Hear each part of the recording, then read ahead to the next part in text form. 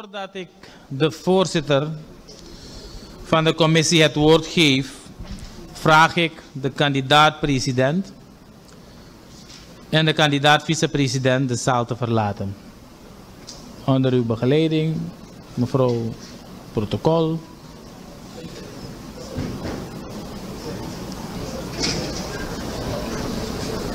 Ja, de heer Ved Prakash Julum Singh, voorzitter van de commissie, u heeft het woord.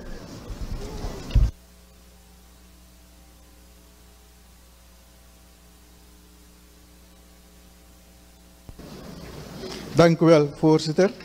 Mag ik namens de commissie verslag uitbrengen?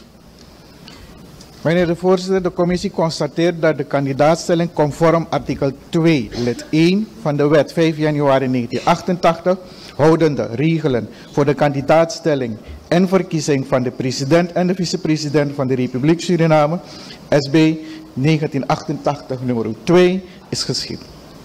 En in gevolge artikel 2 lid 3 de vereiste bescheiden zijn overgelegd en goed bevonden.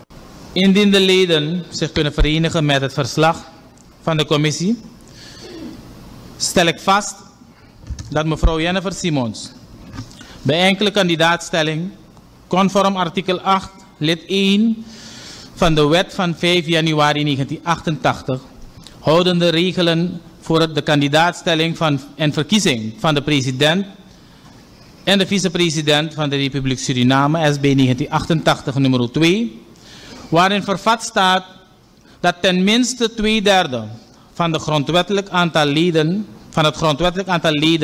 van de Nationale Assemblée ter vergadering aanwezig moeten zijn, verkozen tot president van de Republiek Suriname. Dat de heer Gregory Alan Rusland bij enkele kandidaatstelling conform artikel 8 lid 2 van de wet van 5 januari 1988 houdende regelen voor de kandidaatstelling en verkiezing van de president en de vicepresident van de Republiek Suriname, SB 1988 nummer 2, waarin vervat staat dat tenminste meer dan de helft van het grondwettelijk aantal leden van de Nationale Assemblée ter vergadering aanwezig moeten zijn, verkozen tot vicepresident van de Republiek Suriname. Mag ik van deze plaats de commissie bedanken voor de verrichte werkzaamheden en haar bij deze ontbinden.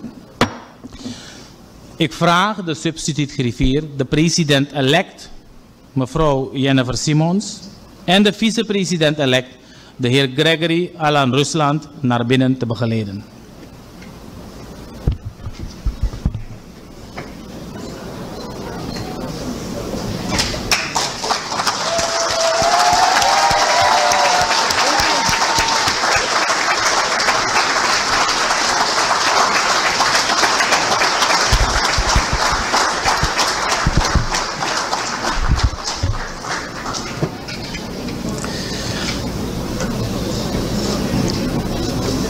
Ik wil u allen mededelen dat belanghebbenden binnen 1x24 uur per speciaal courier verwittigd zullen worden van hun verkiezing tot president en vicepresident van de Republiek Suriname. En dat de bekendmaking van de akte van verkiezing van de president en vicepresident van de Republiek Suriname zal geschieden middels plaatsing in het staatsblad en het advertentieblad van de Republiek Suriname. Ik feliciteer de president-elect en de vicepresident-elect met een korte felicitatieboodschap aan u beiden namens de Nationale Assemblée. Geachte regering en aanwezigen, geachte leden van de Nationale Assemblée, geachte president-elect mevrouw Jennifer Simons, geachte vicepresident-elect de heer Gregory Rusland. Vandaag schrijven wij geschiedenis. Met trots en waardering feliciteer ik namens de Nationale Assemblée u beiden met uw verkiezing tot respectievelijk president en vicepresident van de Republiek Suriname. Mevrouw Simons, u bent straks de eerste vrouwelijke president van ons land. Een historisch moment van nationale betekenis. Dat u uit de gelederen komt van de Nationale Democratische Partij. En tevens de eerste vrouwelijke partijvoorzitter van de partij bent, maakt dit niet alleen tot een mijlpaal voor Suriname, maar ook tot een bron van trots en eer voor de partij, NDP. De brede coalitie van 6 politieke partijen die vandaag aan de basis staan van deze verkiezing met 34 zetels is prijzenswaardig. En de samenwerking tussen de NDP en de NPS markeert ook een doorbraak van historische aard. De NPS, een partij met diepe wortels en bewezen staatsmanschap, levert vandaag ook een gerespecteerd leider als vicepresident. De verwachtingen van het volk zijn hoog gespannen. Maar de boodschap die tijdens de campagne weer klonk van good governance, transparantie en de strijd tegen corruptie bieden hoop en perspectief. Dit jaar vieren wij 50 jaar onafhankelijkheid. Een halve eeuw Surinaamse staatsvorming. Uw aantreden markeert niet alleen een nieuw hoofdstuk, maar ook een nieuwe kans voor nationale vernieuwing.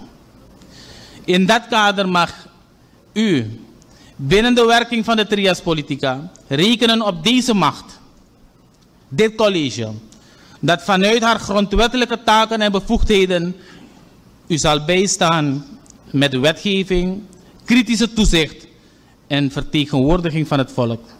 Steeds met het doel voor ogen, duurzame ontwikkeling, de eenheid van ons volk van volkeren en de blijvende bescherming van onze soevereiniteit. Mogen de Almachtige u zegenen met wijsheid, met moed en met een onwankelbare toewijding aan land en volk. Nogmaals, de hartelijke felicitaties aan u beiden, aan uw families, aan dit college en aan het volk van Suriname. Ik dank u.